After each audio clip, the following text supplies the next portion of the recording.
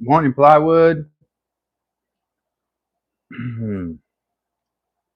Just getting set up here.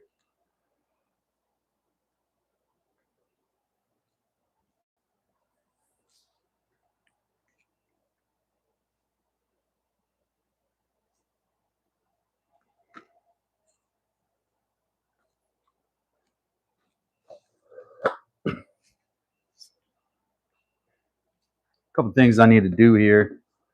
Need to add another one of these PVC sections with the Forstner bit.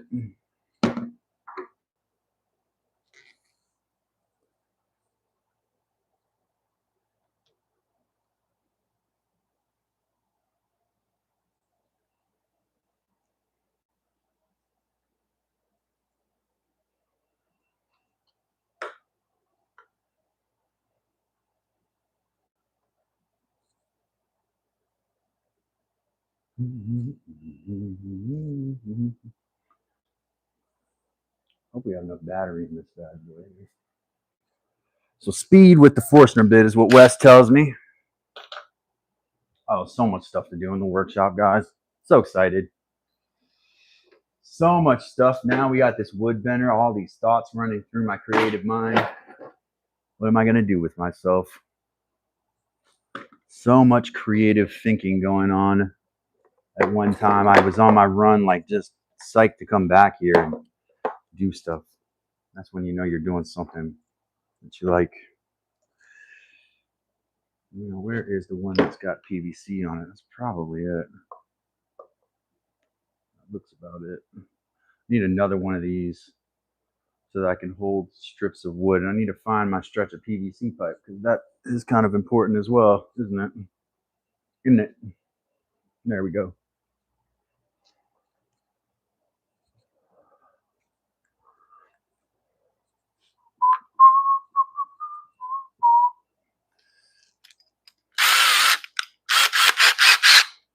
All right, so this is kind of off level. We're going to try to get it again here. We'll put it about right here probably.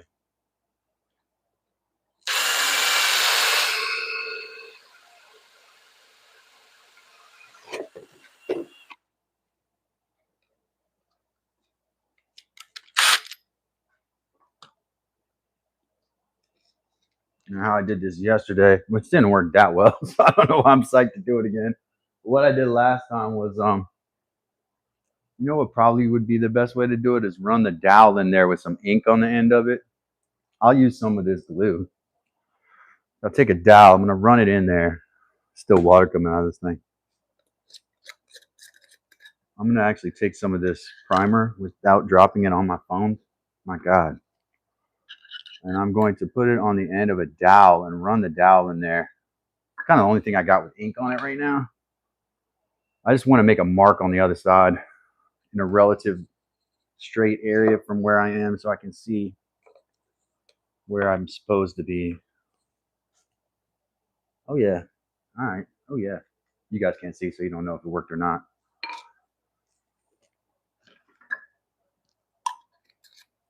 Morning, Carrie. Morning, Plywood. Morning, everybody. My chat's going to be a little behind because my phone is slow. So apologize to everybody for that. Boopity boop boop. Think I have an idea where this is.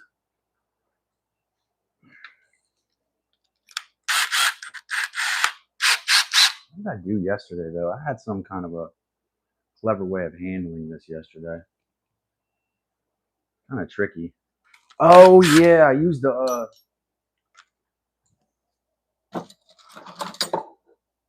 chisel bit.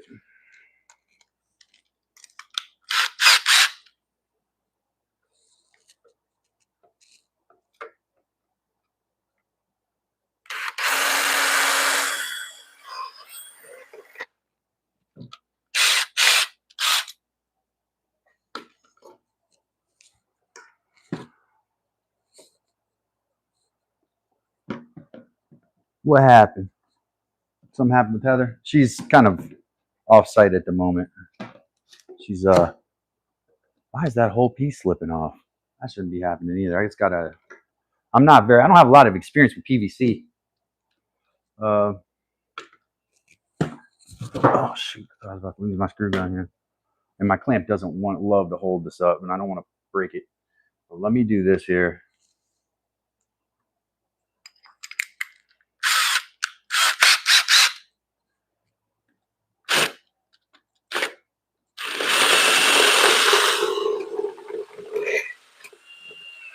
That was really ugly. All right.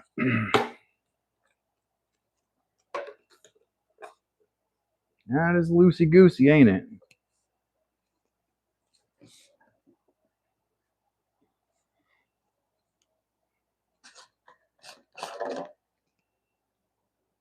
Yeah, I think I can stick. If I put one more in there, like right here, I can take a little slice of wood and put it in there. I'm not too worried about how pretty these are either. We just need to get them in there.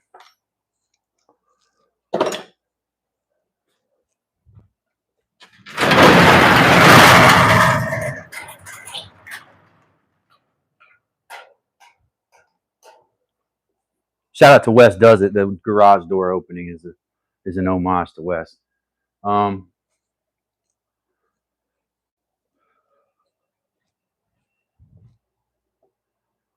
Let's put some of this glue primer on here.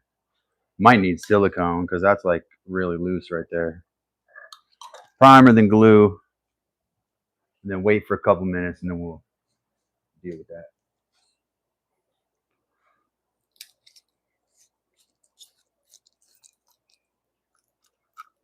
Oh, Mike just messaged me on the Discord. Man, Discord, oh, I'm terrible at Discord. It's like foreign language to me.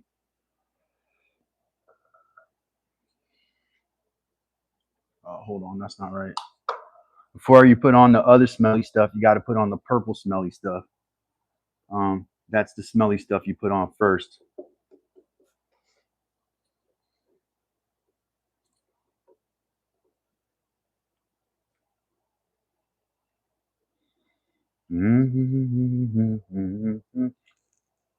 I have that Roger Miller song I put on that slideshow I made the other day stuck in my head, fully stuck in my head. And it's been in my head whenever I woke up at night, whenever I get up, whenever I run, whenever I go do anything, that song is in my head. And it doesn't help me, guys, to listen to the song like that. It just makes it worse. So don't tell me go listen to the song and it'll stop. Well, this looks like it might seal if we just leave it. I don't want steam escaping like in large amounts. This might have to be siliconed in. Maybe I use the size up.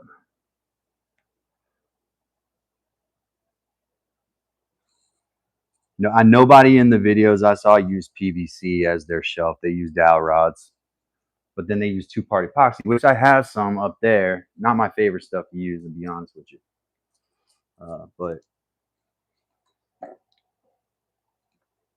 it's just like it's a good thing to have. Like everybody's doing it and stuff, but I just can't. The format of it's so weird. Like the groups and stuff, it's hard to keep track of. All of that kind of stuff, you know. Yeah, so yeah, Jay from Sun Steps is really adept at it. He's really good with it. Shout out Jay. He may pop in, may or may not pop in here today.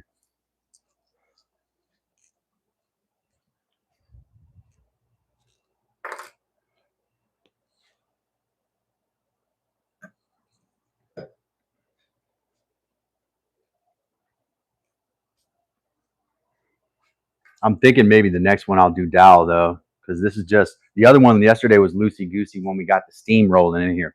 Here's the other thing I got to do, guys. I've got to well, on the bender itself, I've got to put this call it this bushing is not glued in properly on the other side. I guess I didn't get all the bushings glued in properly. So there's one bushing I got to glue in once this gets set, and that's the one that comes from the tube of the steam generator right here. So this bushing needs to be glued in. It doesn't look like it's ever been glued, to be honest. So that one goes in next.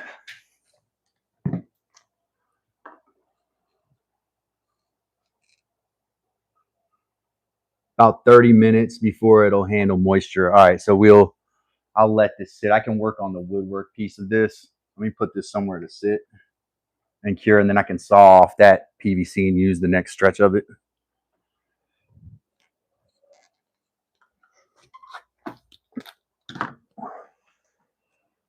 All right, so the simple structure that's going to hold it. Well, this morning my mind was racing with all the ideas that I had for wood bending forms. I want to make a spiral, and so I have an idea, and I'm going to bounce it off you all. It's been suggested to me that I go simpler, and I totally understand that, because whenever you bite off more than you can chew early on, you always regret it, and you say, oh man, what did I spend all that time doing? But I think I have a general idea of how difficult it is. Extremely is the answer to that. And unforgiving. What I'm going to do, I'm going to take this cherry piece right here. I got this cherry stock. I'm going to resaw this through the bandsaw. I'm going to try to get it as razor thin as I can, but I want the entire width of this board. I want to get as much of this as I can and put it in the steamer. The grain is nice and straight on this. I don't see any like imperfections. So I feel like I should be able to do it if I just resaw it nice and thin. Nice and thin resaw on that. But that's for the stock that I use. And I'm going to show you what the idea is for, and I wish I had some children's blocks that I made, but I'll show you on one of these. Positive, negative structure on your wood bender allows you to deal with the tension versus compression that you have going on. So when you have a positive negative vise basically attached to a piece of wood or clamped down, you have the tension is under wrap, so it's not going to rip out from the grain. You have something holding that in. So here's my solution to this, to get us to a coil. I think if we make, I want to make sure you all can see this too. This is on a scrap 2x4 here.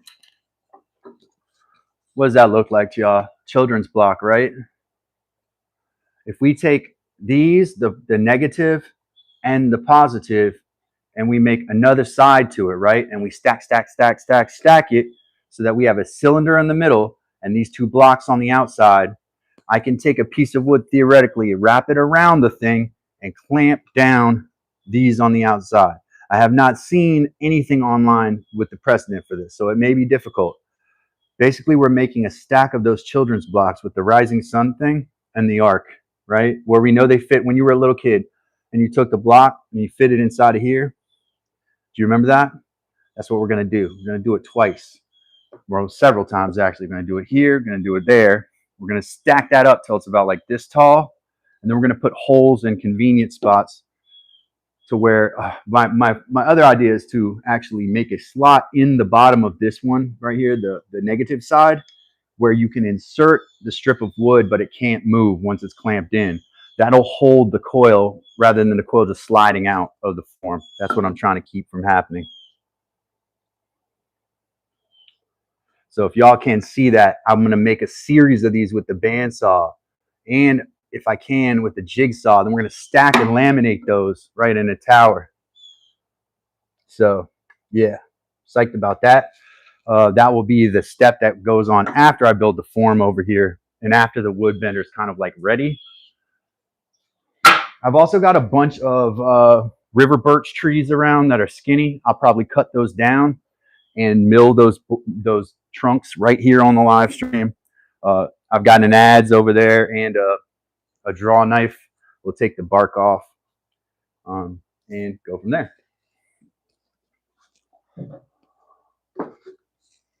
But first thing is first, and that is making this rack to hold up the steam bender, which we need for all of this. All right, so here we have, and I think from the ground, this is not, we don't want this to be even. I measured this out at, I think it was it's 10.5 inches to the junction there from that side. And it can be also be used like this. So on this side, I think it's 8 inches from the junction. Yeah, it's 8. That's the side I meant to be down. All right, so 8 inches from the junction, pipe sits in here, right? All we got to do here is just glue this up and dowel it in.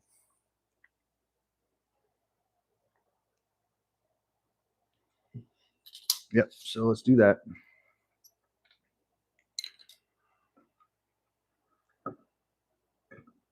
There's a little bit of blowout here, but I'm not really going to worry about that. I think my glue, I got a glue bottle in the truck.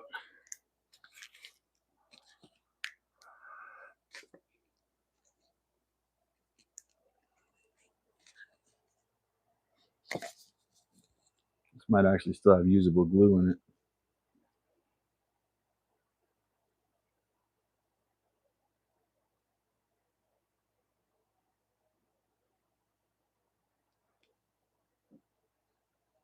You spent so much time building so much stuff carefully. When you can finally kind of just relax and like do some half-ass stuff, it's not too bad. It's kind of a good feeling. So that's 8 inches to the X, and we need to make sure on our next one that it is either higher or lower than that. Maybe I'll go up to 10 inches, so this will be the short side, but you need a slant in it. And let's go ahead and drill a dowel hole in this too. I'm gonna have to hold it steady to do that.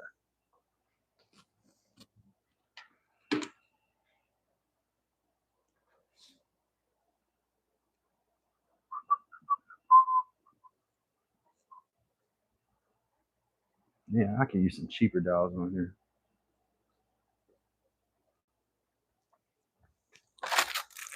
Yeah. I don't need none of that expensive stuff. I'm gonna use some of these cheap ones here, and then a smaller bit. These look like they're 1/4 of an inch at the most. Oh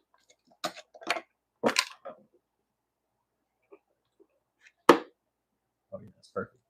Good to go. All right, just dowel joinery just helps the surface area. Whenever you're considering joinery and you've had a joint that you're not super sure about, I want to make sure I hit the vise. Don't hit the vise.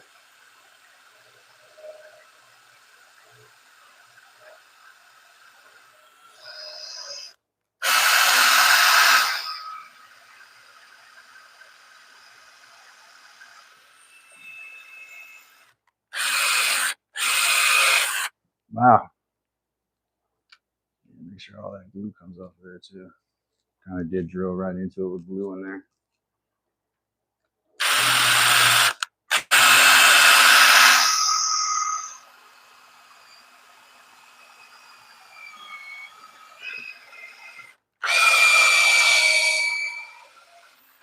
This piece of fur, spruce, really resin. It smells like a sauna.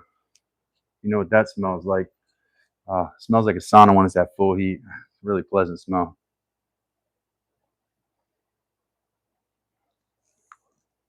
Sauna.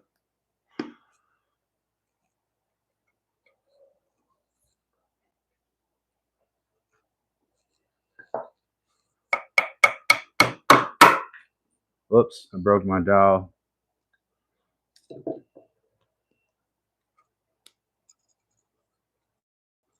There we go. That one's going down in.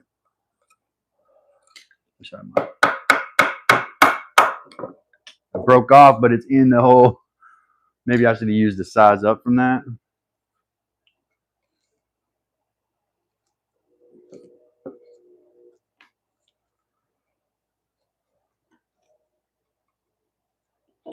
I'm just going to clamp this up because I think it's tight enough.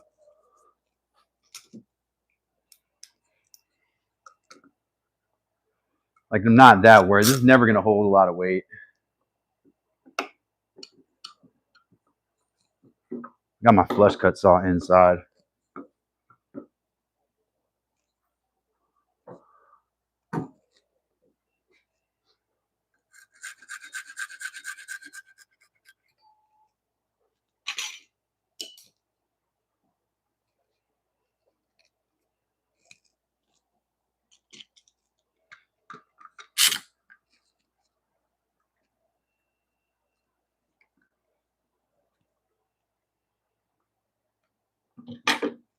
Squeeze out means it's getting good pressure.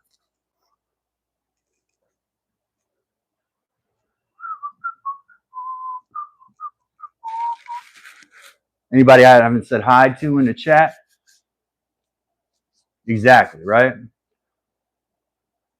Right, exactly. The same stand again. That's really smart, Carrie, actually. Very smart observation.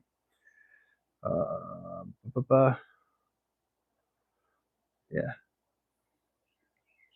So 30 minutes or so, we can't pull that up. Make sure I get the glue off of this bit. Now, I'm using scrap 2x4, so cutting them to that exact same length, I'm a little too lazy to do that right now. I think I'm actually just going to find 2 more scrap 2x4s and see if they're relatively close. Or one I got one that's kind of, yeah, it's got a twist to it that I could probably still use in this.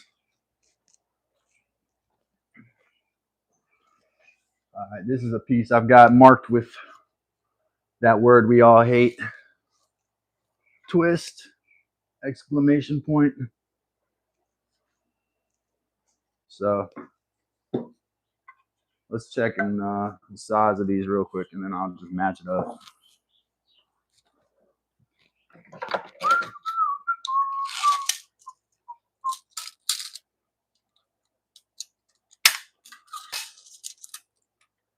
About 22 inches long.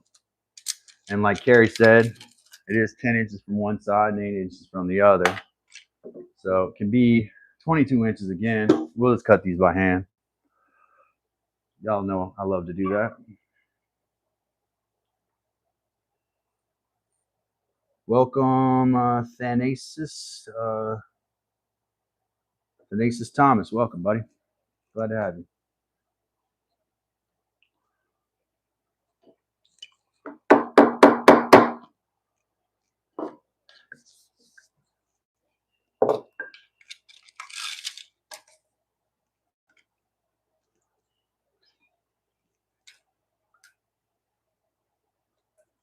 See how much length I got after that. Oh, I got enough. Yeah, we can do 2 cuts on here. We'll do that one first.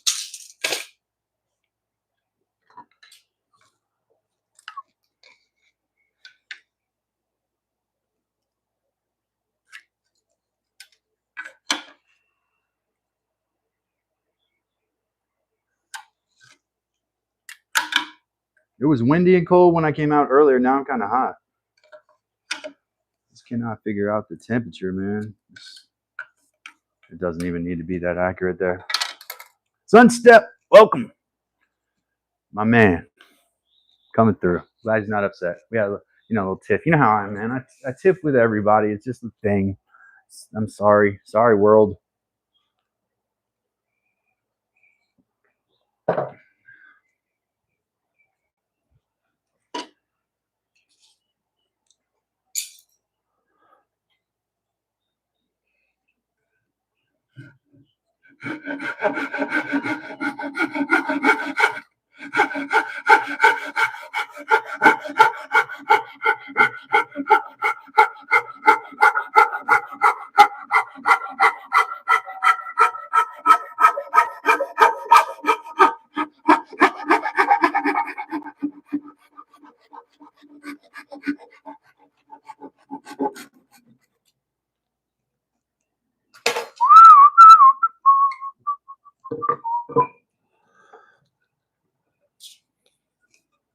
Sunstep's in the house. Wes in the house. Plywood's in the house.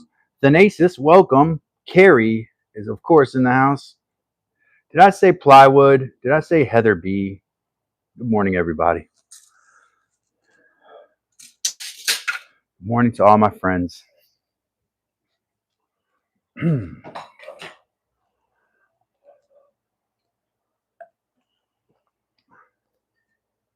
Well, a partial list of my friends. I'm taking attendance, as you may have seen in my short earlier.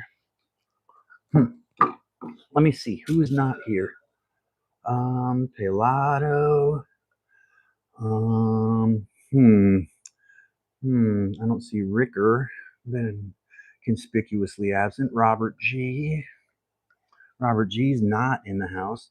Um, um, New Beginnings Woodworks. I don't see them here. Okay, that's a lot of absentees today. Just kidding. Sort of.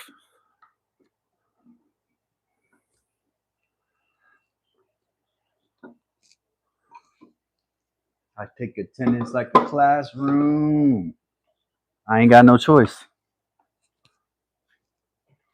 It's once said by the great Drake, I believe.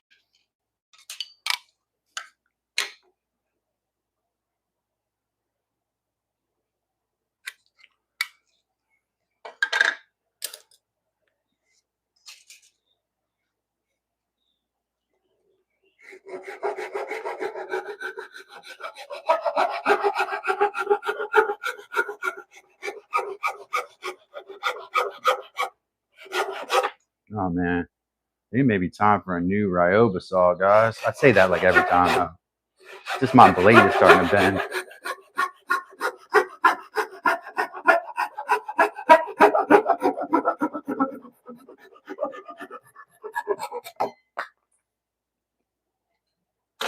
Off, clean, not necessary in this case. Just off.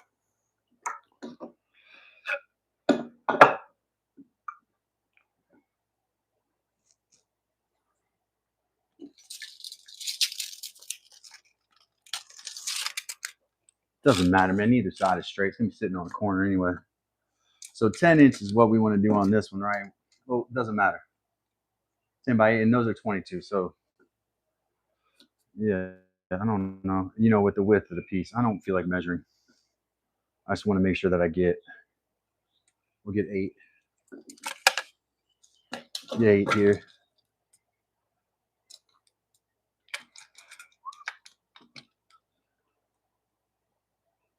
We are in Dad's workshop doing Dad's workshop stuff, being innovative. Like how I said that word.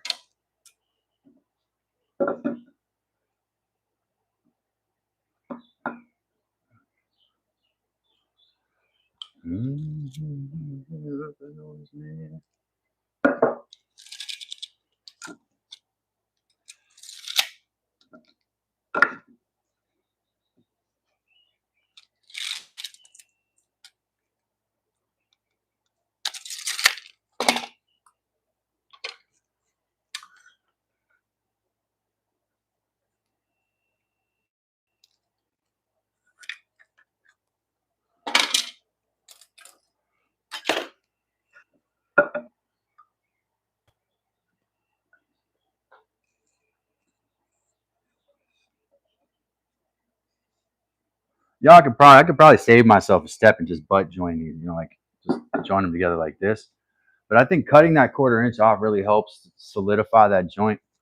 And because we do stuff like that on this channel, we try not to cut corners. We're gonna do that today, I think. So yeah, transpose basically like this. Real simple way. On my bunk beds, really, the measurements I made were on the first piece. Everything else was measured up against that and then double checked. You know, I think on both sets it was like that.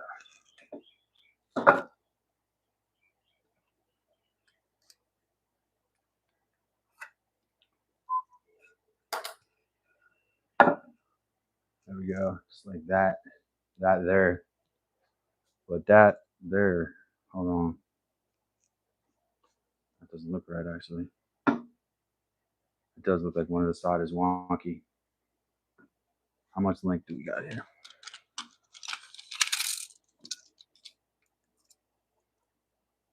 It's 10.5 right there. Put the right side out. That's it. That's why. Yeah, we're good like that. All right, guys. That's what we're going to do. This is going to be the face here. I need to make layout marks over to the other side. This is going to be the spot I take from here.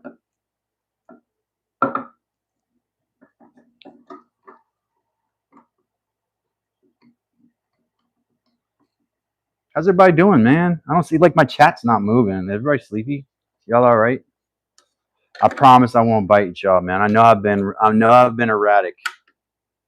Don't worry. My mother hung up on me last night, so it happens, you know.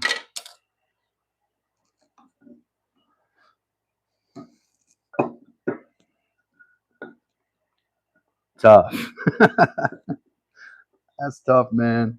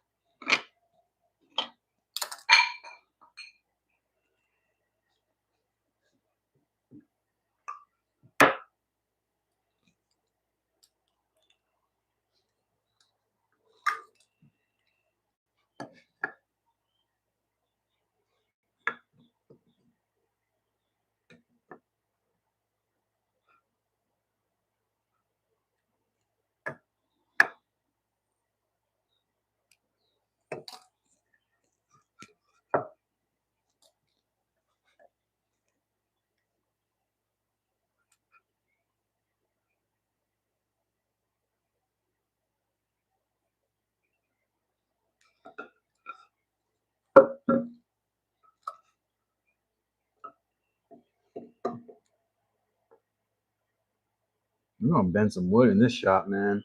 We're gonna make something. We're gonna make something beautiful. It's gonna be something unique. Something beautiful. Did I already mark this one though? Nah, this is the side. I had to pick the side with the knot, didn't I?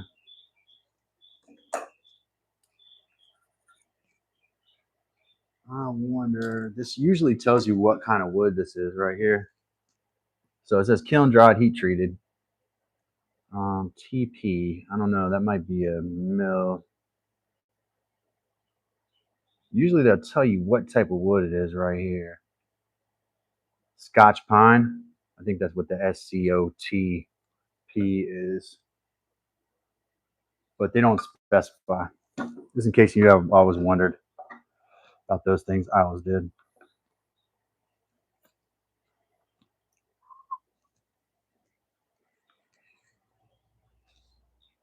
Oh, see Heidi, welcome. Sorry, chat. Sunstep. Appreciate you in the comments. I'm listening with headphones. That's fine. Shoop said hello to Plywood. Oh, Robert is here. I called him out as being absent. Sorry about that. That seems right. Yeah. See, I know you all have a place here, and just remember that. Just remember that you're expected. That place you're expected to be. You know, that's the place you're expected to be. Just to be here.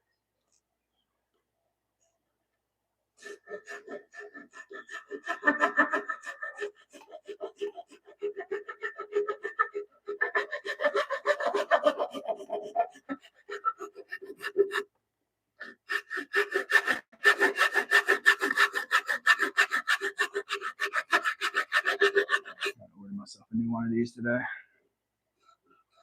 Probably a couple. Probably a dovetail saw or a flush cut too would help.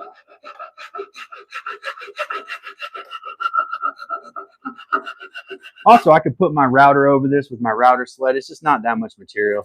I don't think I'm going to do that. It's a mess. Getting wood all over myself for that. I'm not going to do that. I'm going to use my ripsaw though here. Some naughty stuff in this area.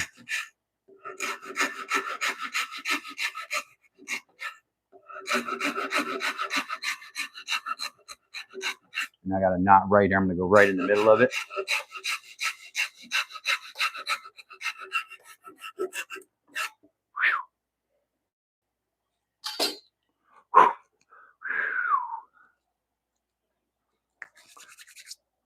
Man, I can't wait to bend some wood here. It's going to be so much fun.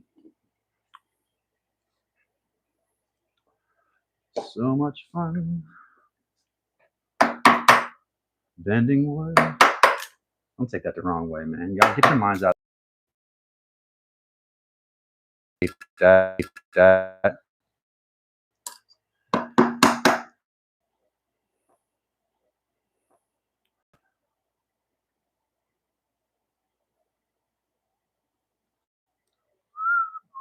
Yesterday, I accidentally killed the stream, and that's not advisable. You want to try to keep it open. It's not on my end. I flipped down.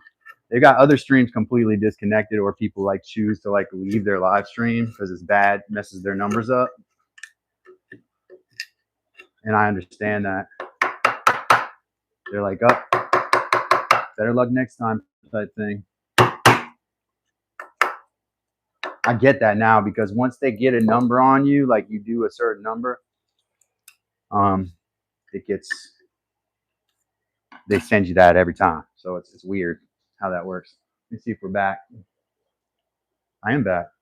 So we just got to hope that numbers build back up. They don't typically, to be honest. They kind of stay that way. But I spent too many days being negative, and I'm not going to do it anymore. We're going to do cool stuff, and the viewers will come. If you build it, they will come. And that's what we're going to do. We're going to build it, and they're going to come.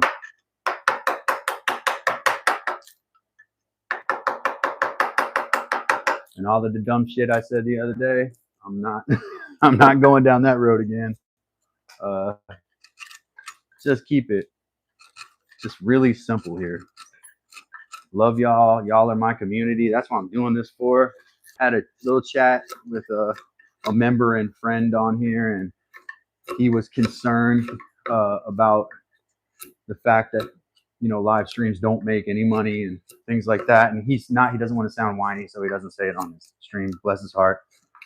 And I had a conversation with him. I won't say the name, via email. And basically I was like, yeah, man, it is like 99% community building, dude. It's hardly even about your videos.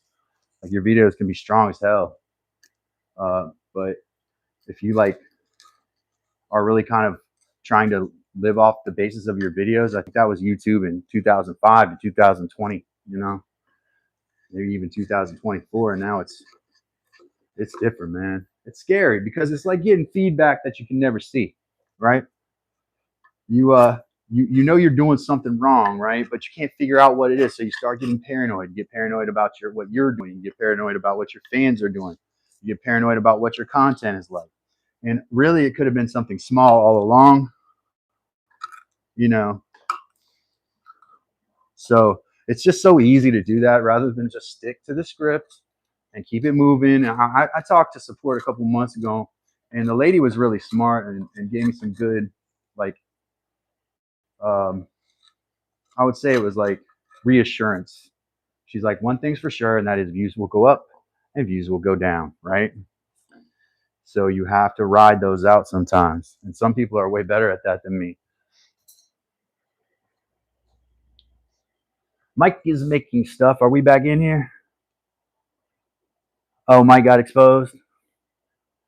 Uh-oh. What happened? Did I miss Carrie's with the flex 1 month. She has been a joiner. Thank you so much, Carrie. Oh, Shoop has been a member for 1 month. Thank you so much, Shoop, for the flex. Yes, Shoop has been a member for 1 month. Love the Shoops. They have a turning channel. Check them out. Any other members want to throw in their channel link? Really, Sunstep should probably be a mod, but if he's not, if one of my mods can throw Sunstep's link, throw Wes's link, all y'all's links in the chat. Anyone who has a channel, shoot.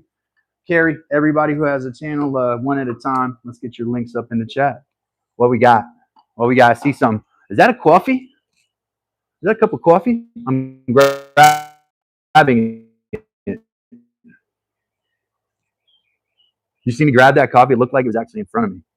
Thank you for the gift, Wes. I've seen those two. I threw a couple of the other. They're kind of fun. Let me see what that thing is. I want to tap it.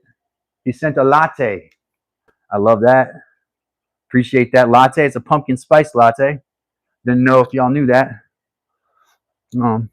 Heather would call it a coffee. And I appreciate that, Wes, for the latte, the little caffeine boost in the morning. Appreciate that. Got to have those. Yeah, community gifts, community building. Whoa, what do we got? Somebody else send me a coffee? Man, y'all want me all caffeinated, wired up? Take a sip. Here's to y'all. I wish I had some I think I've used all my dowels, guys. That's a sip for Mike, or a sip for Wes, and I believe that's plywood that sent the other coffee. Yeah, thank you. Sip for Tom there. Thank y'all. Nothing like that in the morning. Nothing like a good sip of the old Joe. Appreciate y'all. Appreciate more. Doo-ba-doo.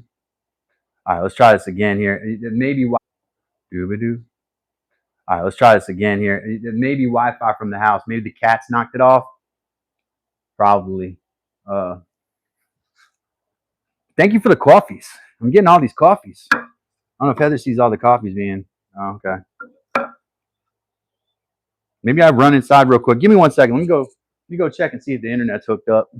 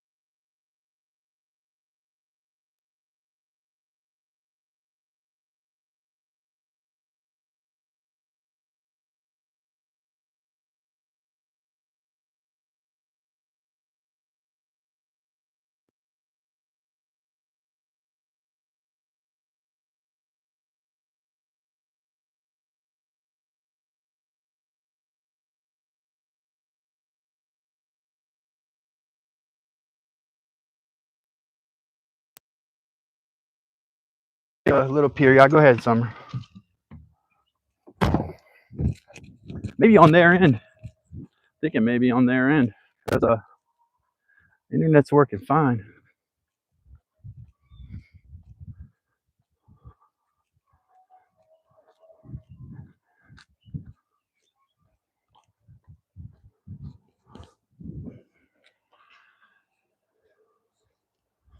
All right, I'm back.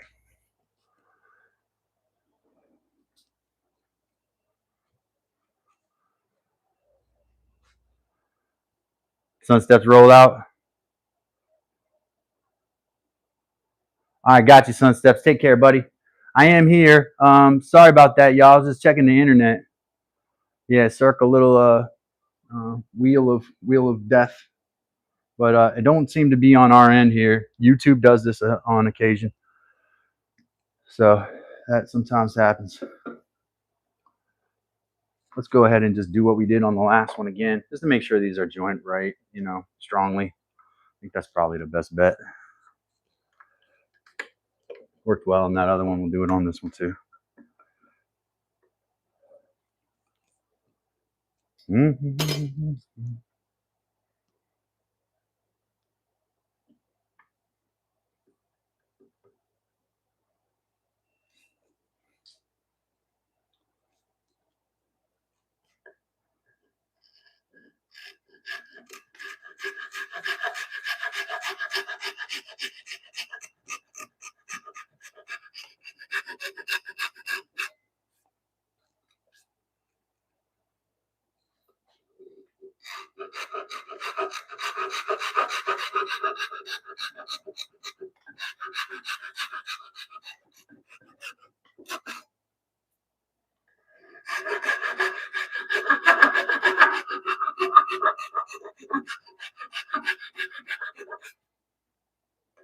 me use the rip saw here. It does a little quicker. The grain is so fine here, like knotty around that knot, so it's kind of tricky here. I want to cut right through that thing. We were talking about rip cut saws and blade teeth profiling like that the other day. Oh, I just gave myself a splinter in that same spot. That's all right. That'll be fun to pop out later. Here's something to do later. You know, that's what a splinter is, man. When you're bored, there's something else to do. See, I'm looking at the positives now today, guys. I'm just like, this is me looking at the bright side.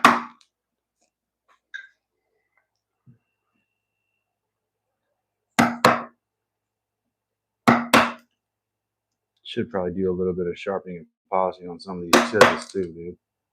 Pretty bad right now.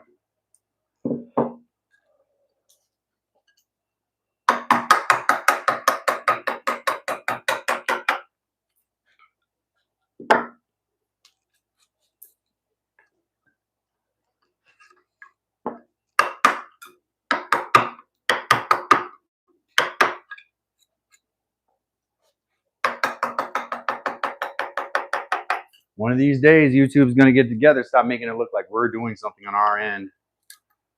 It's crazy. It's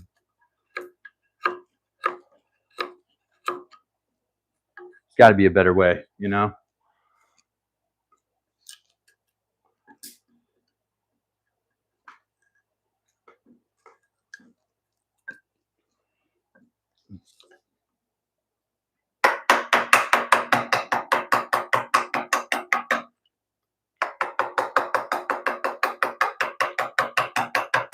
I want to bend hardwood like they say, and I want to bend greenwood, but I am really tempted to see if it's possible to bend softwoods like I like to work with from the big box store. That's really what I want to do, is do that. I want to say thank you for the gifts that I don't think you can see them anymore on there, but the coffees that people got me. Yeah, Mike said he skipped his shift at the Let Me Make YouTube Work Factory. Yeah, I think they're all off today. They've been off for a while.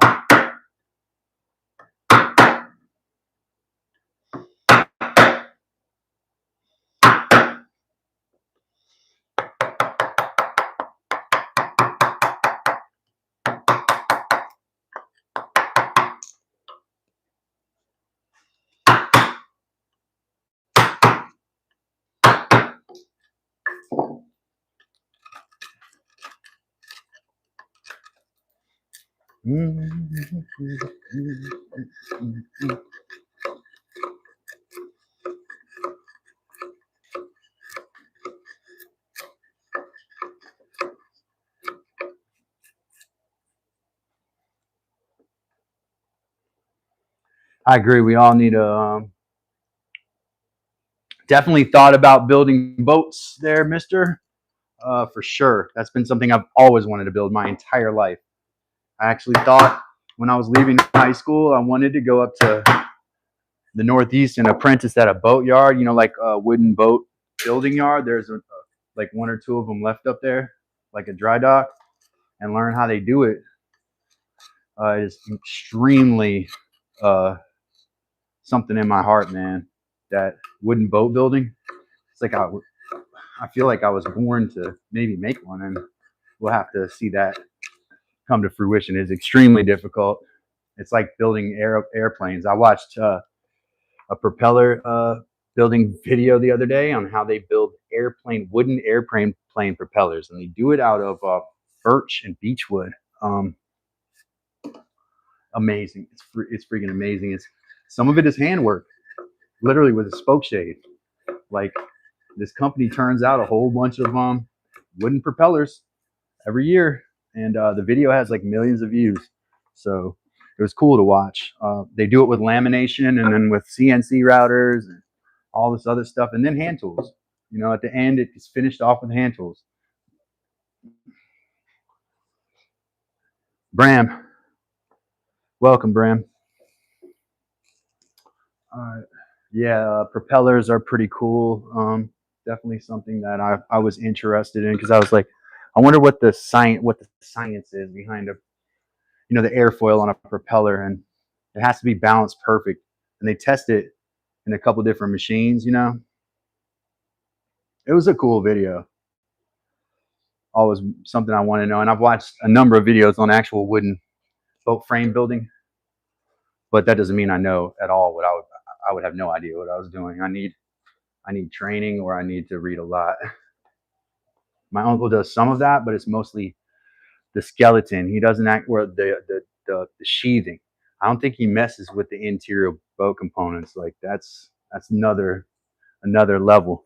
He may have though, because he restored his whole boat. So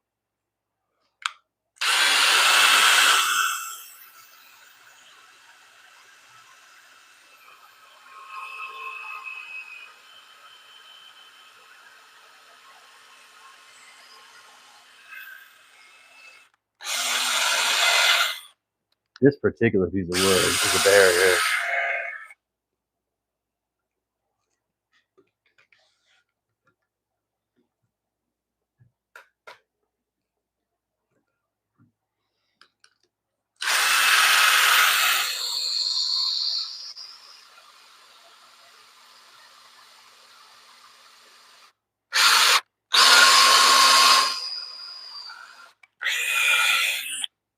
Now that Forstner bit wanted to break off in there. That's how firm that was.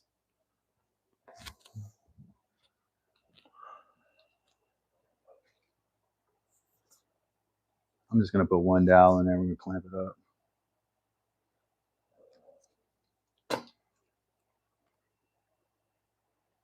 Let's do it this way here.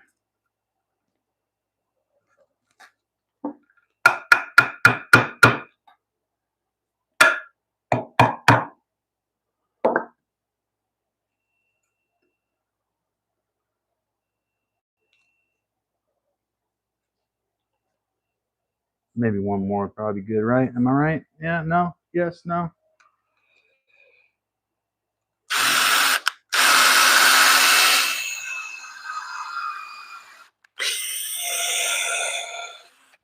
Told y'all, it smells like a sauna here.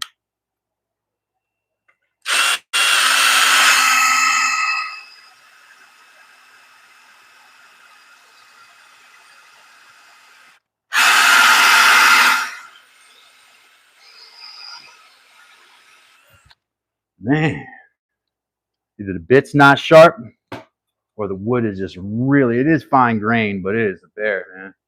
Crazy.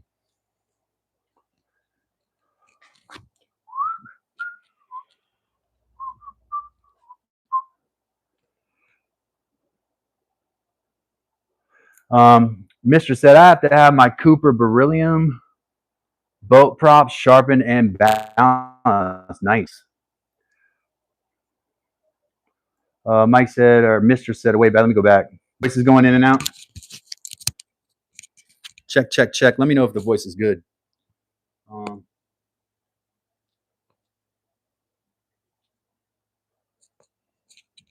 Yeah, I'm psyched. I would really love to do a boat. I think Wes talked about that too, like wanting to build a boat.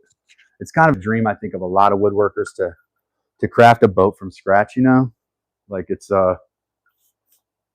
sit on the water on something you built. I think there's something to that.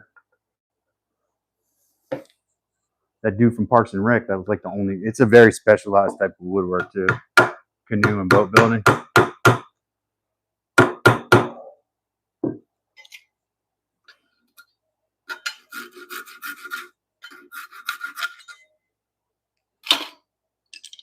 We always overbuild here in Dad's workshop, so that's what you have here, an overbuild X. By the way, this is an easy way to build a wine rack too. Take two boards and join them in an X. I think that's the way they suggest wine racks be nowadays.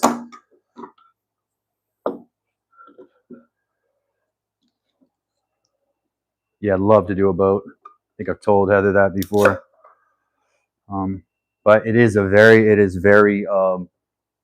exacting. You have an exacting set of specifications you have to build to and you have to balance everything. Has to be balanced.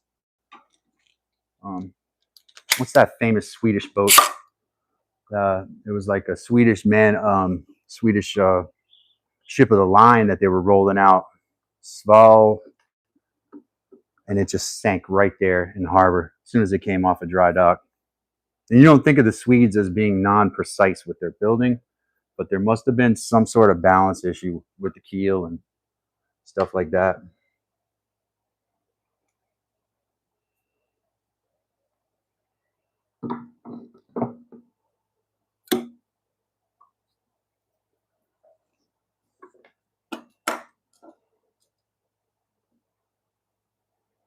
Wes said he built his John boat into a bass boat. Mike said building a boat in the desert might be funny. Tell that to Noah, dude. Once upon a time, there was a guy who built a boat in the desert. His friggin' name was Noah, dude. I think that was pretty important.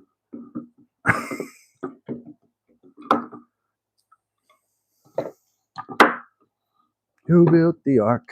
No, no. Don't get me into my Judeo-Christian upbringing now. Don't get me started talking about that.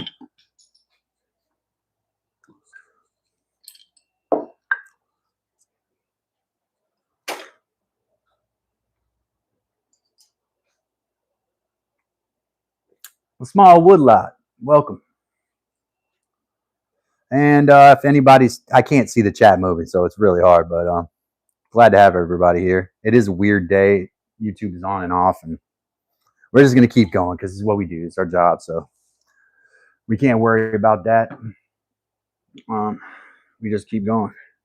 All right, I got these curing up. Probably my tube is ready to, I'm going to leave these in the clamps here for a little bit.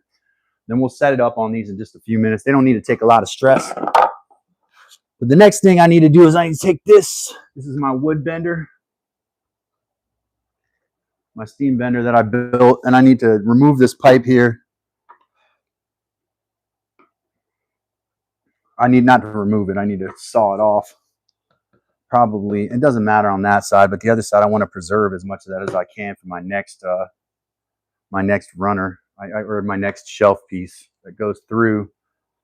Right now I can't shelf very much in there.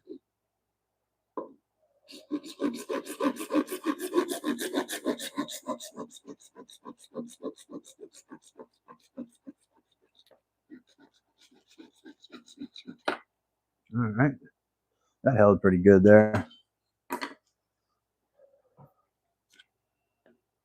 And I'm not going to put another one of those in there today. This is the hole that I have for steam to release from. Now, what I need to do, and I want y'all to be able to see when I do this because it's kind of interesting. I have not seen one built like this yet. Heather and I kind of designed this ourselves. Spur of the moment in some respects. I've had this PVC for a number of years because I plan on using this for a steam bender probably 10 years ago. And it's only now that I'm actually getting a chance to build it. Let's balance this a little bit here. Probably if I put some squeezy type stuff in this vise, it would hold better. It doesn't want to hold a cylinder. All right, put this on the end. This bushing on the end, guys. Small wood lot. I'm only 3 days into rebuilding my only bathroom at home. From floor joists on up.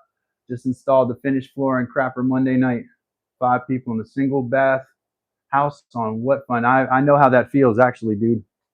But what, your floor joists were rotted out? I think I got a video where I sister up floor joists.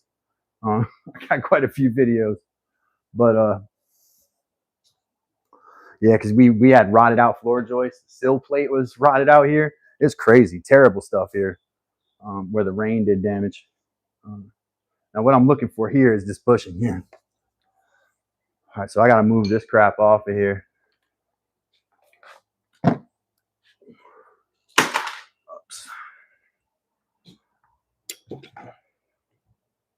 Yeah, so here's the steam bender, and I could have even made it shorter, to be honest, and put it like right here. This is the bushing right here where the steam pipe is running through.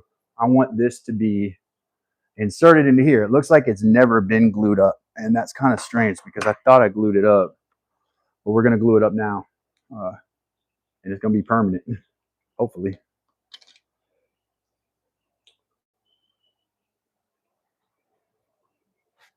So yeah, this is the only design I've seen like this where we have a continuous reduction. It's like reduction bushings here. We go from 4-inch down to a 2, down to 1.5. I'm gonna put some inside of here too. I think probably would help. This is primer.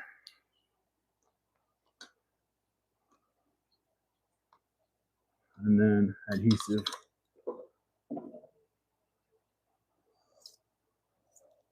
It could have been that the heat just worked on it, man, you know, and it's just not meant for that kind of heat. But it doesn't even look like it was primed or anything. Oh, that breeze is nice.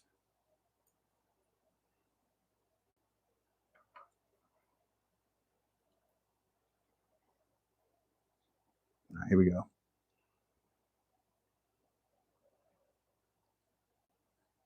And I guess somebody can tell me if this is anything like wood where I need to clamp it. Do I need to clamp it? Because how the hell would I clamp that? Or should it just set? Right.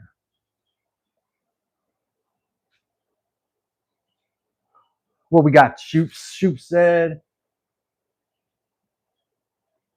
Where does Shoop say something to be congratulated on so I can catch it too? Shoop's Workshop says 1,001 subscribers. Congratulations, Shoop's Woodshop. So happy to see you get to your 1,000 subscriber mark. Congratulations to Shoops, everybody. If you're not subscribed to Shoops, definitely subscribe to them now. Shout out, big shout out, Shoops Woodshop. Got a video on them, little, you know, in my style, which is a little joking, and I know folks might not always take that the right way, or maybe they do. Maybe I'm the one that it's my fault. Who knows? Who cares? Shoops got a video. Shoops got videos. I got a video about the Shoops. Check out the Shoops. Also, Jed Clampett. You know, don't know where that name came from in there, but you know, there was a story about a man named Jed that I heard one time.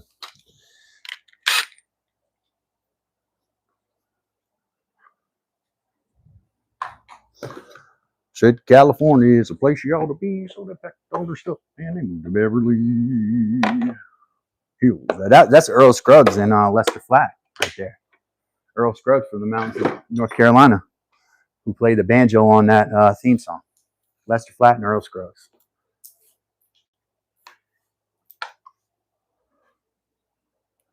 I think he worked at a thread factory before he became a musician.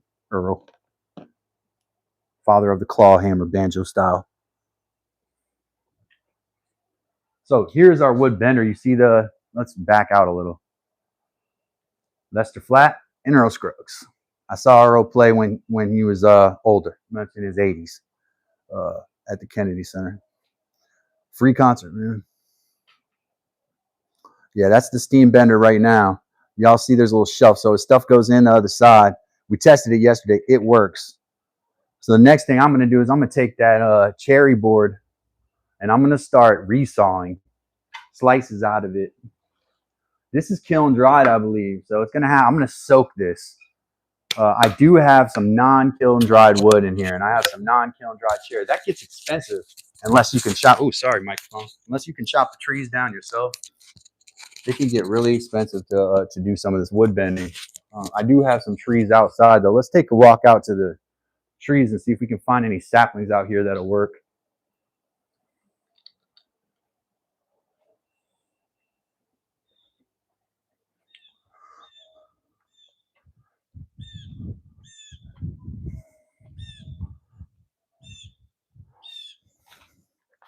I think maybe this is a Bradford pear right here.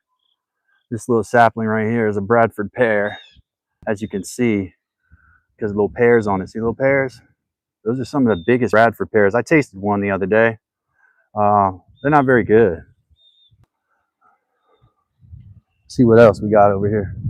See if I got some live oak or something. I don't even know what that is. I don't even know what that is. I cannot identify that. It's weird. It almost has like what you would see on Locust, but it doesn't have the trunk design there. And that's pecan tree right there, but that's too big. I need a sapling. I need like one of these live oaks to be a little sapling. There's poison ivy back here, so I gotta be careful. Just like a peach tree right here. I might be able to use that. See, this is see, you got southern live oak right there. That's a live oak. That would be good for wood bending. There's some small ones by the road, but yeah, live oak right there too. It's technically an evergreen because it doesn't drop its leaves. I'm looking for something that's small that I can bend, right? So I think what I'm gonna have to do, I've got a couple birches around.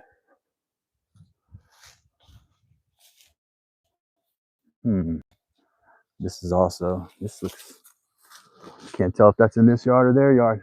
Can't use limbs, got to use trunks. So we got to use trunks. All right, so let's, that's pretty much what I wondered if I had anything back here. Looks like I don't. Maybe the Bradford pear. I mean, that's the worst wood in the world. It would figure that it would work for this, and I just would, you know, pass it by. Hate Bradford pear. It's just a pain in my butt. I don't know why they even plant it.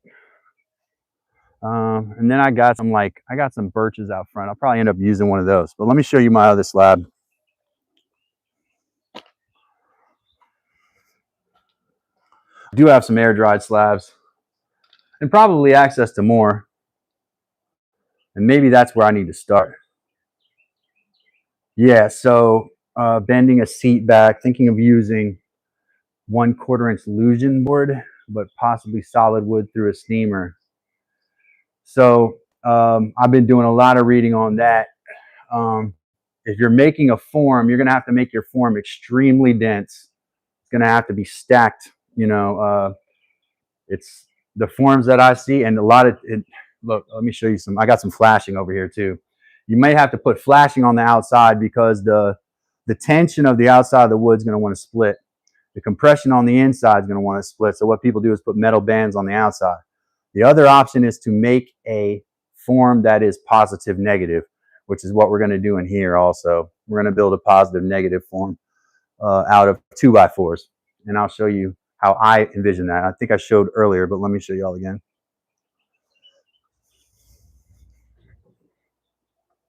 I think I probably laid that out on a 2x4 and set it aside. I saw a scrap of walnut in there. I don't know why I would throw that in there. The walnut I have is kiln dried too, so you can't use kiln dried lumber to bend. You're supposed to use green, and you're supposed to use air dried. Now, what I want to do, and I'll show you here. I showed earlier, but we're going to build a series of these positive negative arches where you have a cylindrical piece like this inside of an arch, and we're going to separate them. We're going to cut them out separately like kids' blocks, and then we're going to stack them, and I'm going to glue them up. Then what I want to do is have this like a box, so the outside will press in, and I could take a piece of wood and wind it around this cylinder tower, and that piece of wood will spiral. Now that's just a theory because I don't know how easy it's going to be in practice. What I'm going to struggle with here is that my bandsaw is not going to want to cut these curves. It can either snap the blade or I'm going to get damage to this on the inside. I'm trying to decide now whether I want to take a jigsaw and do a jigsaw with this or just scrap this and make a separate cut on a separate piece of wood for the this semicircle. So a series of semicircles with a negative backing on scrap pieces of 2x4. Now, in the case of a seat back or a large piece of wood, you know, laminated 2 pieces or 3 pieces or plywood laminated is what you'll see a lot with holes in it. This probably is a little bit deep for my saw to take. Probably won't mess with that. But I got enough scraps. I should be able to really get by and have a decent stack of these things. Got some old brace stock that's not good here. Yeah, we'll just go ahead and I can probably cut some of this out. Once I get this glue cured here, I can move stuff onto the bench like my bandsaw and make some of these cuts on here and show you what I'm talking about.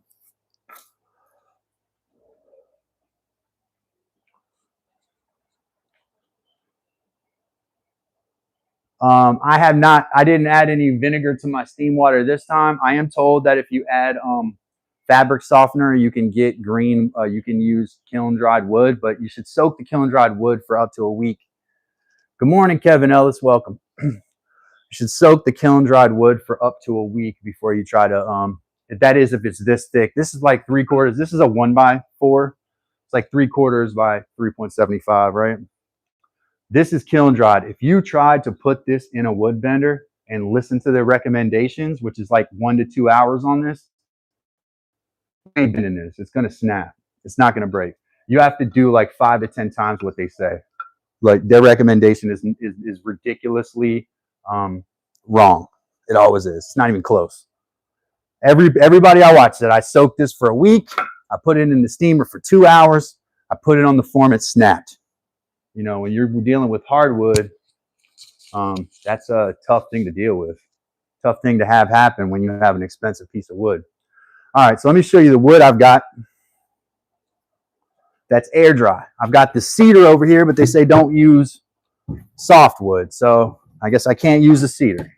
So we'll put that aside. I got this slab of cherry. Now I'm really, really hesitant to dismantle my cherry slab. Like the coolest piece of wood, not this one, but the larger one. So this is air dried cherry right here. You can see it is actually just a slab, right? It's not been flattened except for a little bit.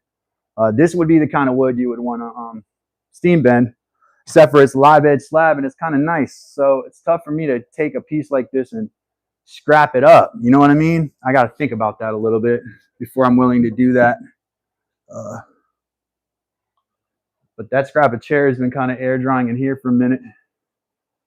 Yeah, how's everybody doing? Good? I need a little bit of a water break. Y'all give me 1 second. Let me come get something to drink and be right back. I think this is setting good too, so we should be almost ready. Yeah, move it.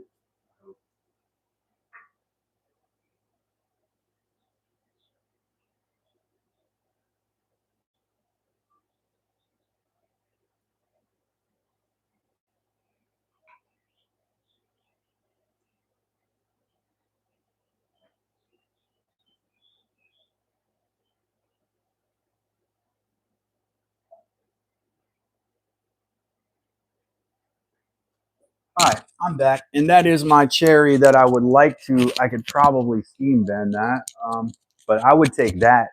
I would take a section off of that, and then I'm going to put it through the bandsaw and cut little strips off of it. I don't want anything too long, too thick. Best bet is to take very thin strips and laminate them. Laminated wood goes through a bender way better. I have a slab up there too and a piece of walnut up here, but I don't want to use the walnut. Also got some chestnut. I don't think that's going to bend well though. It's very old and I think it's brittle. Oh, I do have some of this too. Now I do believe this is kiln dry, but it has been a long time. This is the live edge slab of sassafras here. I am tempted. It says it bends well, like everything I've read. So what I would do is, in the grain is really straight on this too. Got a couple little wormholes in it. In this gall, I had these gall wasps. I would take a very thin strip of this edging off and try that first, probably. We'll give that a shot. But I got to build a form. So that's what I need to do next, because you can't do anything if you don't have some kind of a form to bend it in.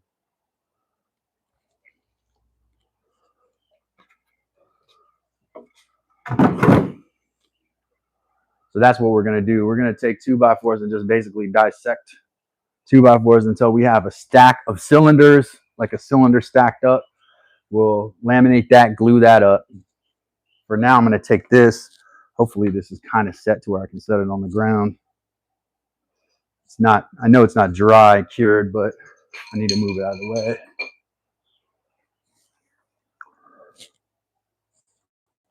Mm-hmm.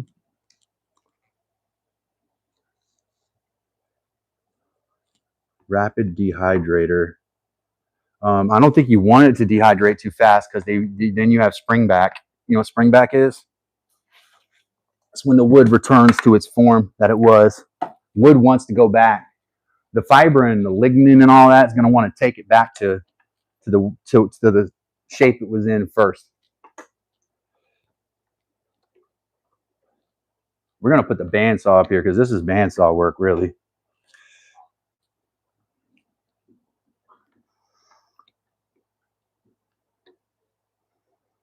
Yeah, you can't force it, man. Rushing stuff with this, especially with the steam bending, I have seen so many, even people who look like they didn't rush it, it acted like it was being rushed, right? The wood broke or bent. If you're building something without a negative form on the back of it, I highly suggest having some sort of a tensioning piece of metal on the outside. I gotta let this dog in. I hear you. I hear you.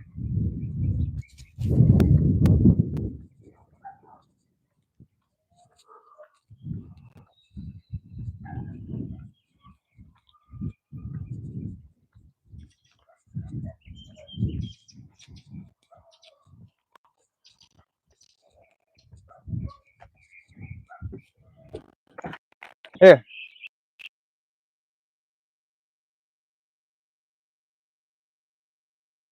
Let's see what y'all are doing. I'm sneaky.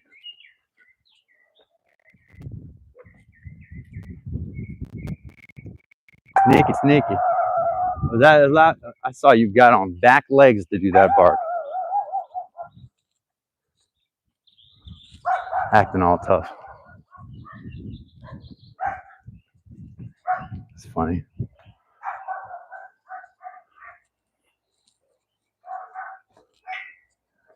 All right, let's get this bandsaw up on here. Carefully, of course.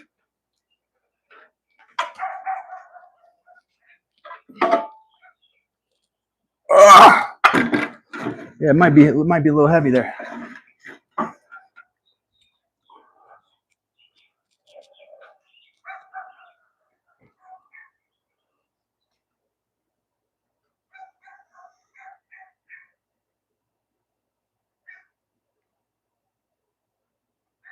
Yeah, so I would like to get the positive and the negative at the same time, but I'm not going to push it.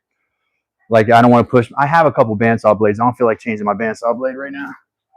I do have backups, but I'm not going to force my blade on a 2x4, which is that's a thick piece of wood for this thing already. Try to cut curves with that kind of stock is, for this saw, a little too much, more than it can handle, I think.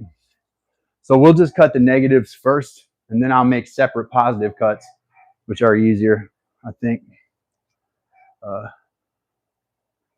Yeah, in the past, I probably would have tried to get both at the same time. This is going to be my standard because I think that's big enough. And then we'll just size it against that. I don't want it too big anyway.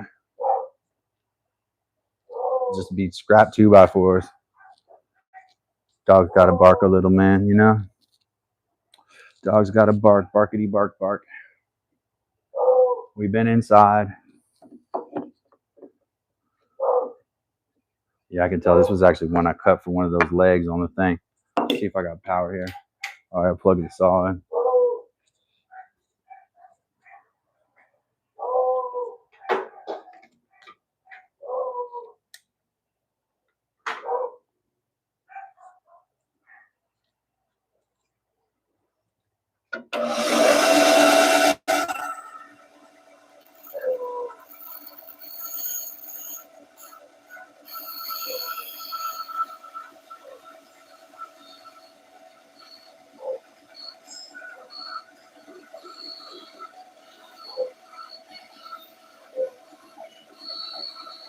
I'm trying, y'all. I'm trying to cut the curve.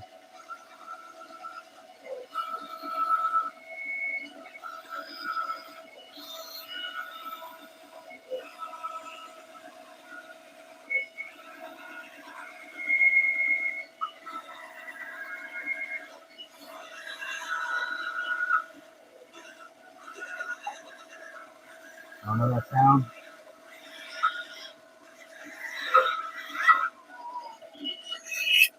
That's not bad. I got almost that whole side off without breaking the blade. See that though? It's angry at me, man.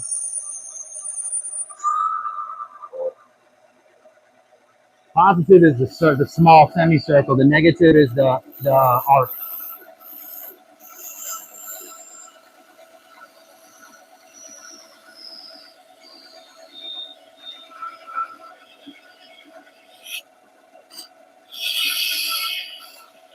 There can be a little curve though, like kind of between it. It's all right for a little gap there because the wood.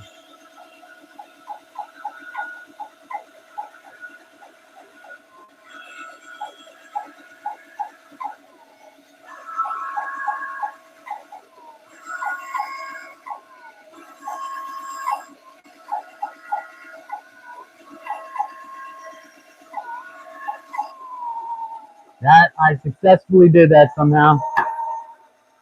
Woo! Come on.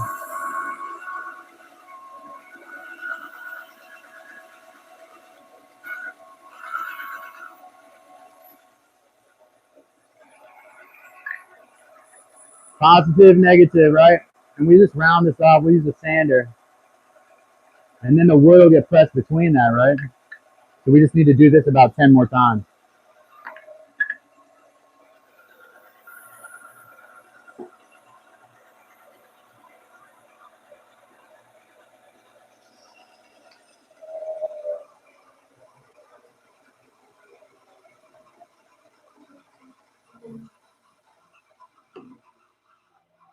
Let's look at that, man. This is a lot of thinking for me when I'm on this thing. And we got, it depends on the thickness of the bending stock for 4 inches external radius. The inside needs to be 4-inch thickness of bending stock.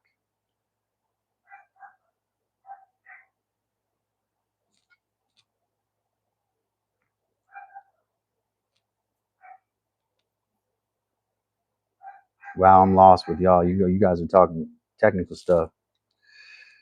Never tried that. Then a hole saw, the diameter, hole saw, positive. Yeah. I mean, I don't know exactly what we're talking about, but like bending stock, I'm not going to use a thick bending stock. I'm going to use very thin bending stock. It's going to be very decorative and stylistic stuff I do. I'm not going to be trying to do structural stuff with bent wood right now. I just want to play around with it and kind of feel it out. So what we got here is positive and negative, right? Like kids' blocks. If you ever built kids' blocks before, we're going to build these forms and laminate them, right? But first thing I want to do is actually want to get a stack of these cylinders so I can make a cylindrical tower, basically. And then this is going to be on the outside of that. It'll be a cylindrical negative tower of these. And then they will be clamped together with the wood between them, if that makes sense. Minus thickness of bending stock. So I actually have some space for making some adjustments in these, like cleaning them up a little bit.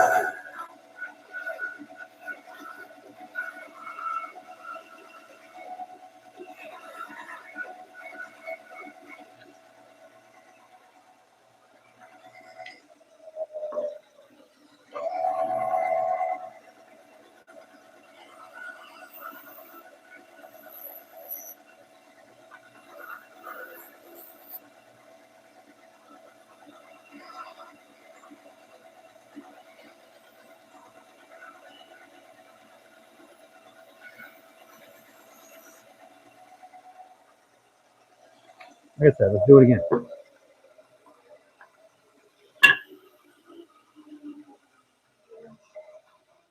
There's a million things I got to do out here in order to get this bending stuff done. So I'm going to be out here for a minute. And you all, I'd love to have you hang out as long as you can. I know everybody has obligations and stuff. I'll probably be here when you get back too. This wood is really hard. I don't know if my saw is going to tolerate this. This is Douglas fir, I think, right here. Yeah, this is really dense. It's going to treat it differently than this one, but we'll try it. I don't want to break this saw blade. Saw blade's doing a good job for me. So.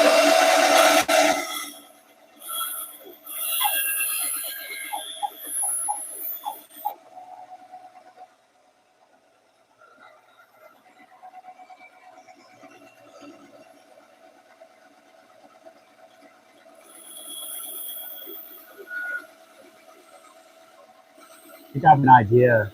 What I'm gonna do is come back in for a second cut, like next to the previous cut, so it doesn't actually have it's not getting bent. The blade isn't. Kind of work within that curve.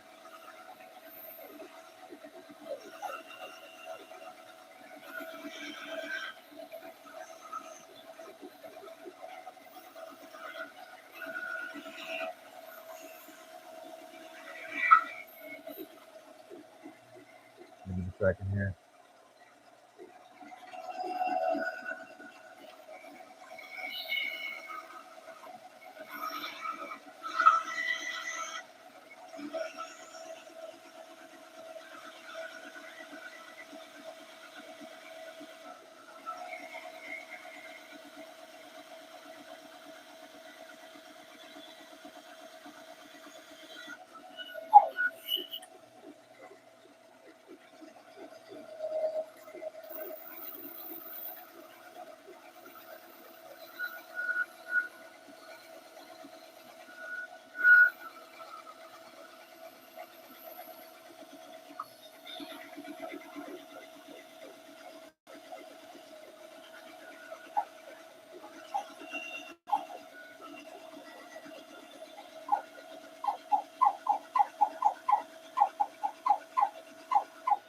Don't snap, don't snap.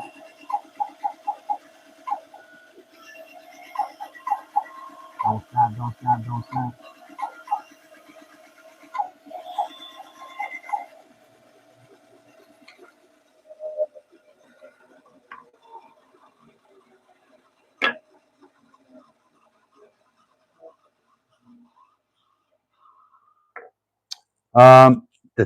The stock is going to be very thin. I'll show you what I want, how I want it, the thinness of what I'm looking at making it. And I need to find my sample over here. I kind of played around with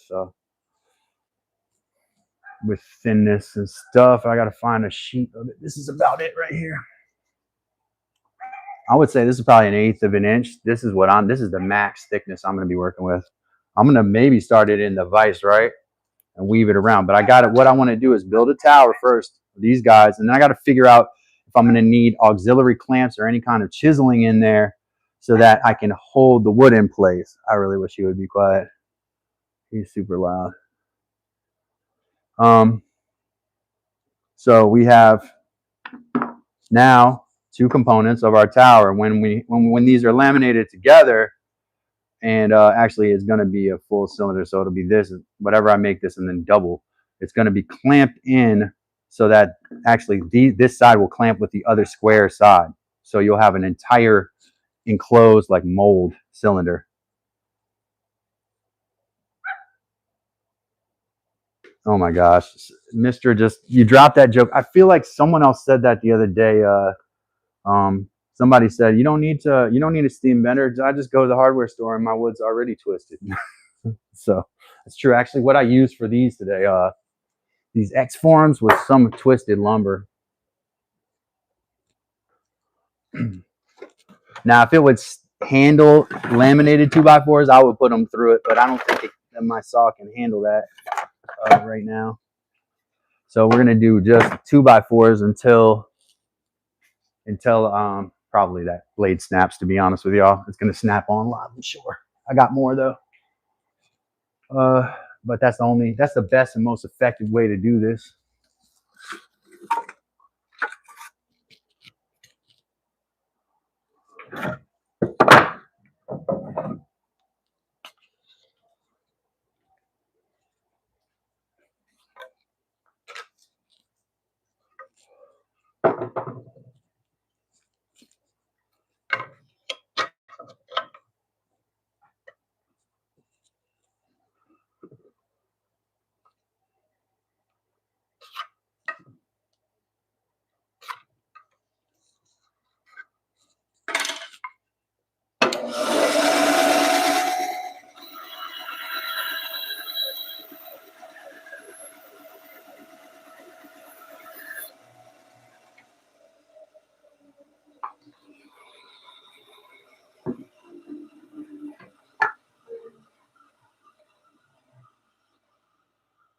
So far, I've been able to produce the positive and the negative from both my first two cuts. Um, I I'm going to do my best, but I don't expect that success to necessarily continue. Kind of surprised it did with the Douglas fir, to be honest, because leave a little space for kerf here. I'm going to make several out of this one board.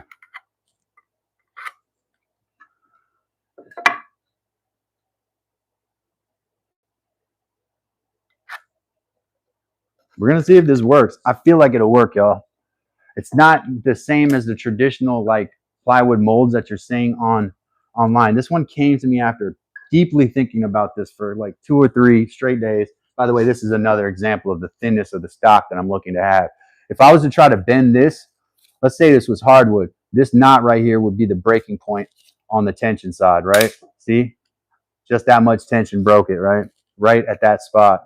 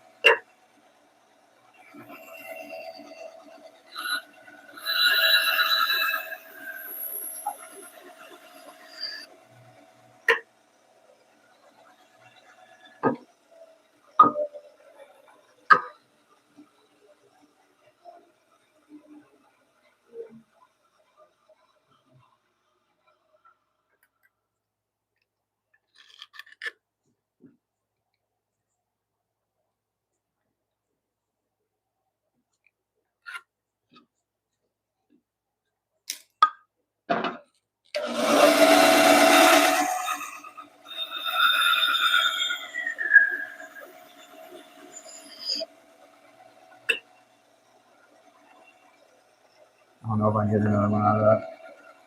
Nope.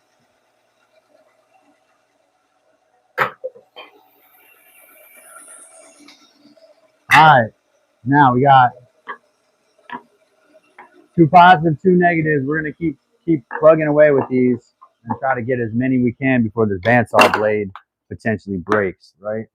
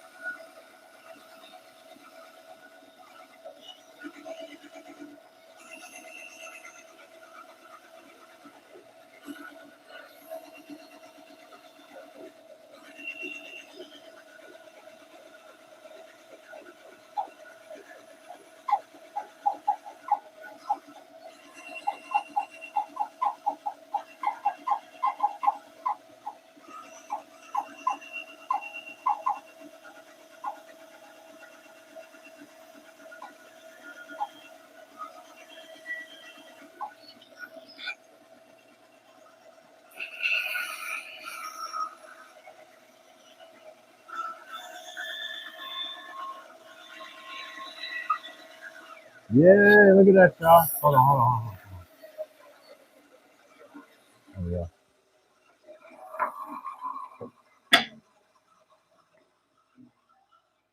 So actually, here's what I really want. Y'all see this? So these two will be laminated or joined in the middle. I won't call it laminated. They'll be joined with dowels probably.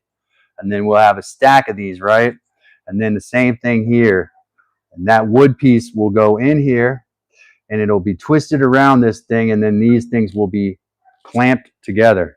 Y'all get that kind of what I'm doing here? Haven't seen a form exactly like this one. Definitely seen positive, negative forms, but not exactly like this one. I gotta make sure they all fit too, because they're from different blocks. All right. So we got 1, 2, 3 positive, and we got 3 negatives. Keep it moving.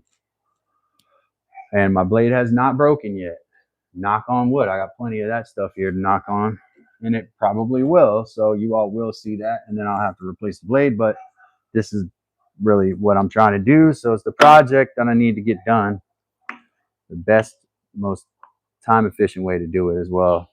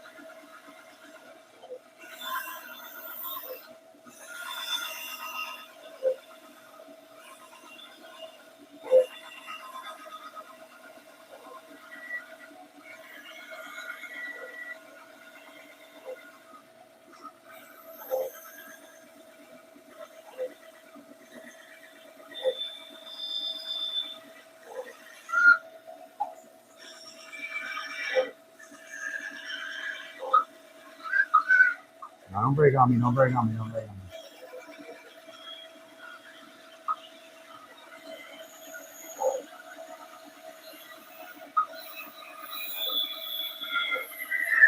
Got it.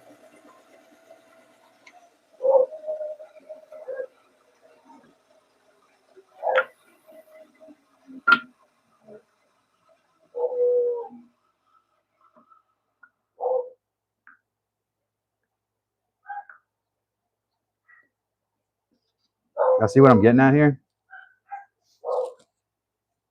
Think it's gonna work? You have your own opinions.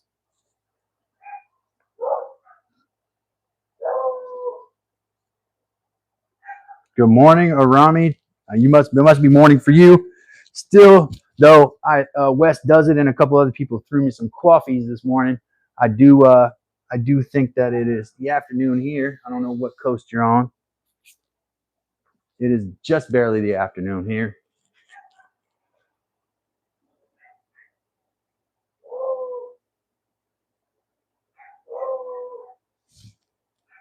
Tennessee, yeah, depending on the part of Tennessee you're in. State. We just had this discussion, actually, Heather and I, the other day.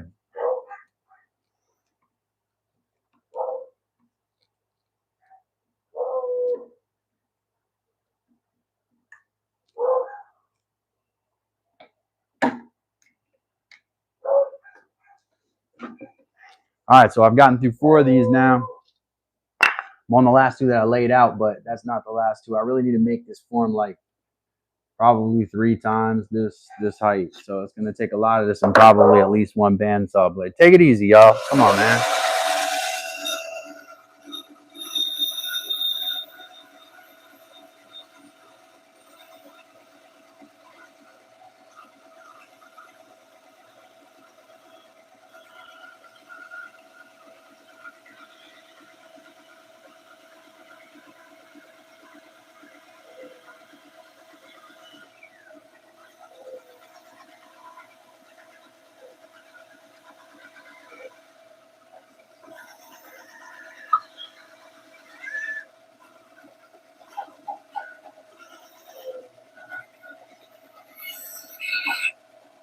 That's weird.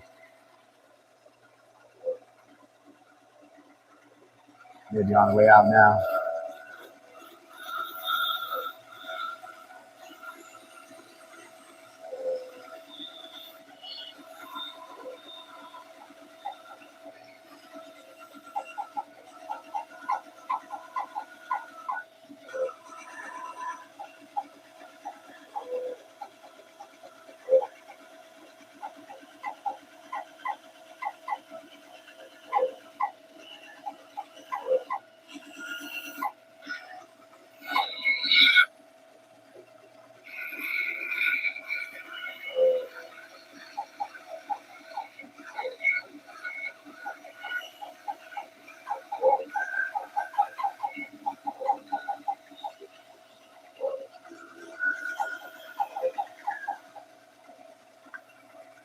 was a rougher one. Got it done. Get her done.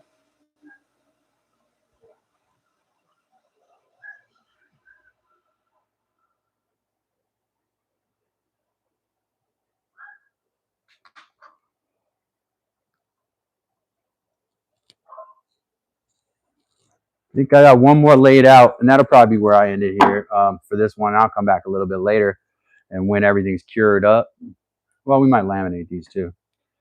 So here, these all would be laminated. I want to sand them too, though. And then these three over here will be laminated. They're barking at nothing. Like there's literally nothing going on.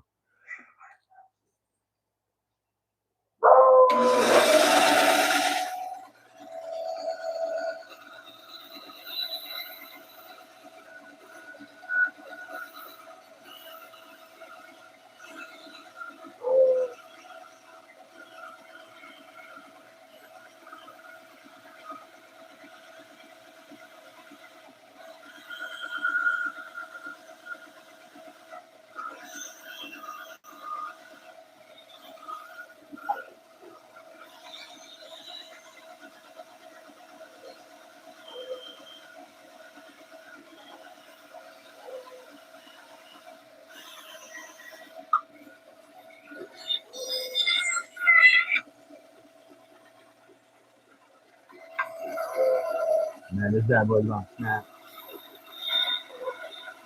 And niggas just do this last one.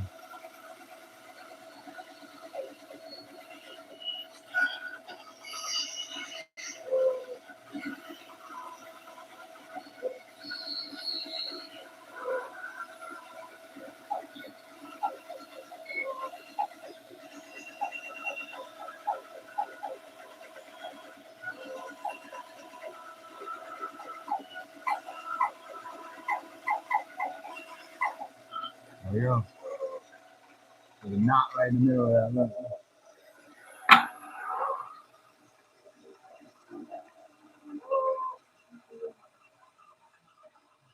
The way to actually clamp these up and glue these up might actually be those. Like I could use those to glue these up. But I want to glue these into a cylinder. I think I need a few more of them though. Wow, I just slammed my watch against that rail. So we got these. This is the, you guys are kind of on that view. So these are the positives, right? These are the negatives. Now you have about 30 seconds once a piece of wood gets out of a steam bender to get it in its form. So it has to be in this form extremely quickly. Part of what I'm considering here. Trying to use the scrap wood I have to my advantage. Move those out of the way so you can see the positive versus negative that we have.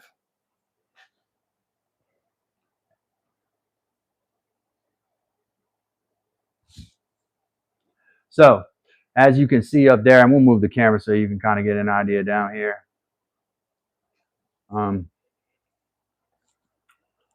These are going to be glued up into a cylindrical tower, right? Cylindrical tower. And I was wondering if maybe they should be something like this too. I got to think about this before I glue them up. Something like they should have angles to them so that the wood can bite around certain corners. Like I could cut a route in here with a chisel, and then it'll have a channel for that piece of wood to kind of sit in on the way up the form. And then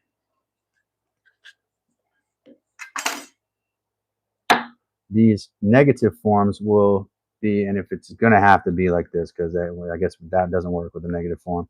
So it's going to have to be straight like this. Though I can cut in some channels for the stock, the bent stock to go in. Now this is going to be like this here.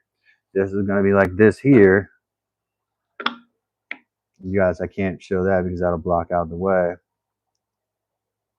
And then these will be clamped together. You put your piece of wood in here, twist it around, and then clamp these together. Boom, just like that, right? Y'all see that? It's just a matter of boom. It's just a matter of boom. That just got stuck in there, so don't boom that. Positive, negative, right?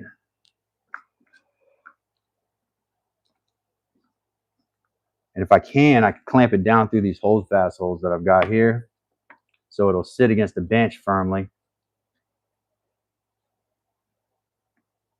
You guys kind of see what I'm going for? Yeah, no, yes, no.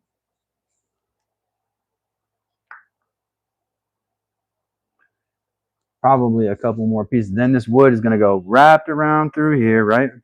Then these two will be clamped. We take a big clamp, a number of them. I'm probably going to have to buy some more. And these clamps will go on here, just like this, right?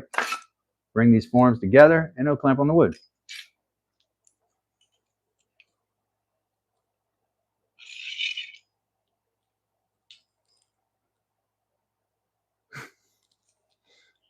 Mistress is really harping on poor Lowe's, man.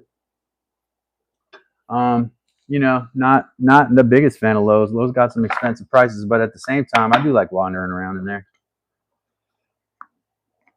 If this steam bender really works, I'm gonna have to give it up to Harbor Freight, and I never wanted to do that, but you know, it is possible because now you could probably do just this side right here. Like I could glue these up like this with just this cylinder, and probably still maybe pull off a curve. But I think I should do the whole, like cut another 6 of these probably. Also, you know, like a routing table with a sanding bit on it, and or a you know, any kind of a circular sanding bit, cylindrical sanding bit would help with this.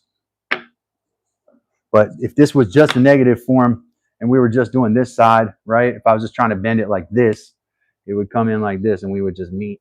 The wood would go in there, and these would all be glued up, and then you would clamp them together, right? But we're not going to do that way. We're going to have, I want them to be able to clamp to each other without me putting holes through here. So I think the best way to do that is to just cut another 6 out, another 6 or 7, 6, yep. And we do the same thing on the other side, basically.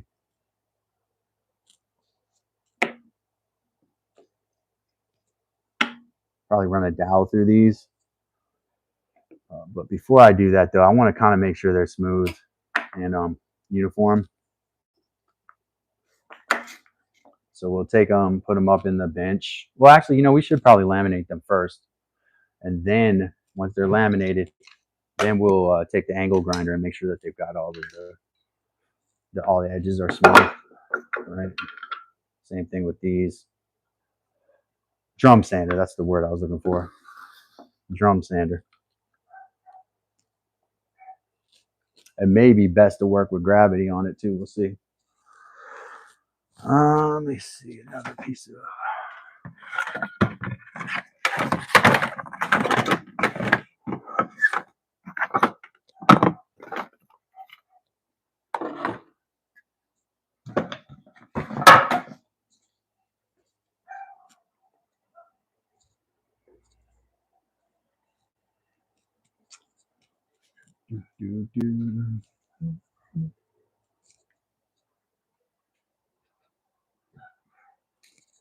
I'm gonna have to find the rest of my scrap 2x4s laying around. I got some more. My battery here is on the way out. I want to say goodbye to everybody. Let me put this on myself here. Appreciate everybody being here today. Grateful for today. Grateful for you all being here. Numbers have been a little low. Can't figure out why. It's not anybody's fault. It's just the way that things are. We're gonna keep doing our thing here. Building a wood bender. Check out my video about the bunk beds, and leave a like, and appreciate everybody. I'll be back tomorrow doing more wood bending stuff. My bender and my legs should be ready, and then the form I should have almost ready then. Appreciate everybody. Everybody have a great day. Hey, you know, drop a comment on a video, share a video with somebody, and you know, watch some of these other great creators that are in the house today. Thanks, everybody. Do the next right thing. I'll see y'all later.